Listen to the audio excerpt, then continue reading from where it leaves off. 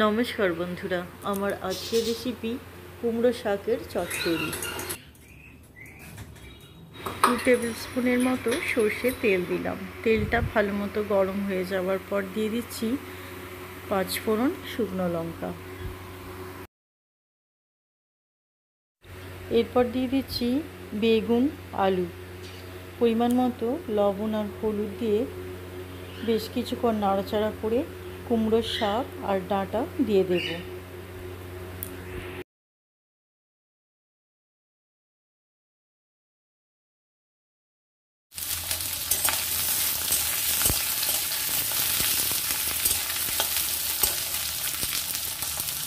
স্বাদ অনুযায়ী লবণ দিয়ে হলুদ।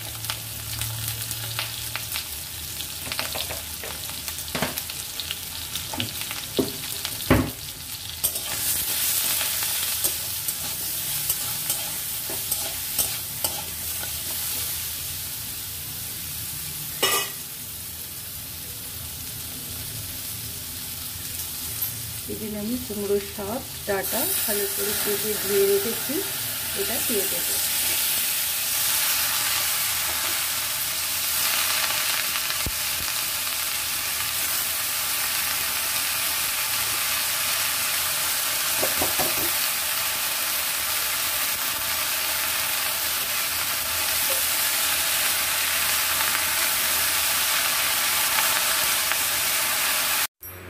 এবার নাড়াচাড়া করে সমস্ত উপকরণ ভালোভাবে মিশিয়ে নিয়ে ঢাকা দিয়ে সেদ্ধ হতে দেব।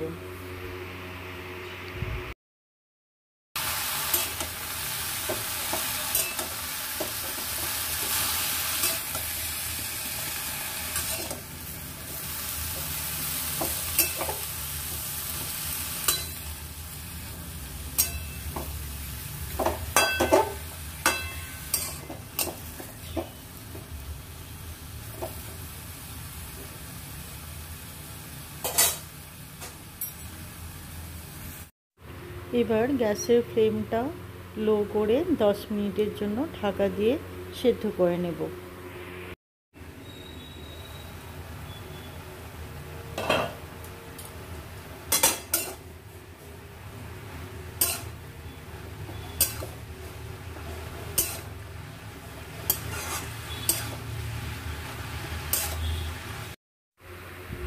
শাক, আলু, বেগুন ভালো মতোই সেদ্ধ হয়ে গেছে। ডাঁটাটা আরেকটু হবে, তাই সামান্য জল দিয়ে আরেকবার 5 মিনিটের জন্য ঢাকা দিয়ে সেদ্ধ করে নেব। সামান্য জল দিয়ে আরও কিছুক্ষণের জন্য ঢাকা দিয়ে সেদ্ধ করে নেব।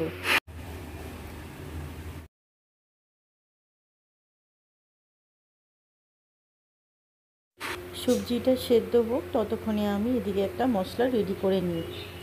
এখানে দিয়েছি শুকনো লঙ্কা, কাঁচা লঙ্কা, সর্ষে, পোস্ত। এটাকে ভালো করে পেস্ট করে নেব।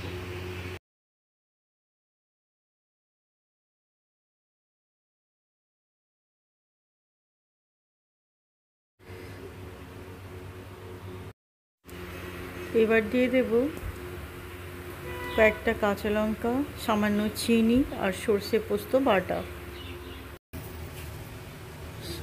চিনি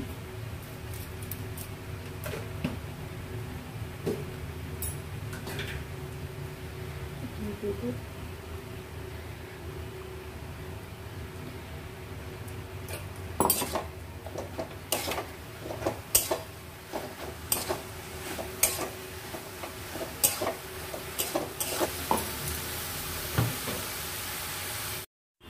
দিয়ে দিচ্ছি মশলার বাটি ধোয়া জল। জলটা দিয়ে 5 মিনিট ভালো করে নাড়াচাড়া করলেই হয়ে যাবে কুমড়ো শাকের চচ্চড়ি।